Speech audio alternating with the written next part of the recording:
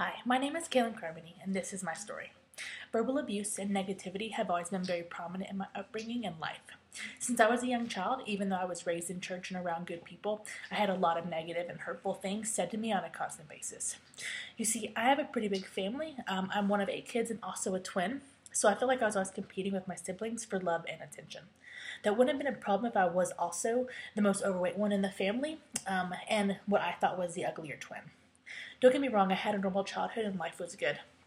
I was very spoiled in my raising and never needed anything. I was just told at least once a week, if not more, by older family members that I was too fat and needed to lose weight for anyone to love me fully. Or that my twin sister does everything better than me. Or I'm such a beautiful woman if I would just lose 30 pounds. So you could imagine hearing this for years and years. It can cause some pretty serious self-confidence issues. By my freshman and sophomore years of high school, I was very depressed and suicidal. I was so angry at the members of my family for what they had been saying for so long that I couldn't even be in the same house as them and not start fights. I just felt like I was dying in despair and there was no way of feeling better or moving on with my life. But as time went on, I built up a thick wall and a strong wall and stopped anything from affecting me, good or bad, and just kind of went through life numb. That was until I went off to college. When I left my house and moved away, I was very excited to start over and have a fresh start. I just didn't know how. Well, my twin and I decided to go to different colleges, but not that far away from each other, and she quickly became part of this organization on campus called Crew.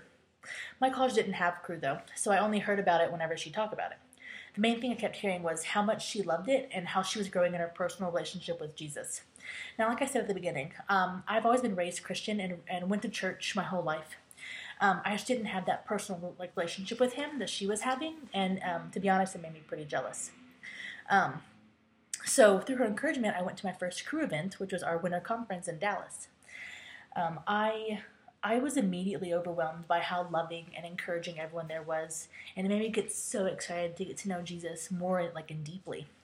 It has been 2 years since that winter conference, and I'm just so much happier having gone and getting to know Jesus on a personal level and deeper and just really living my life for him. I still get negative and hurtful comments said to me by certain members of my family, but I take them now with the assurance that I am perfect in God's eyes and loved unconditionally because of Jesus Christ. That's my story. What's yours?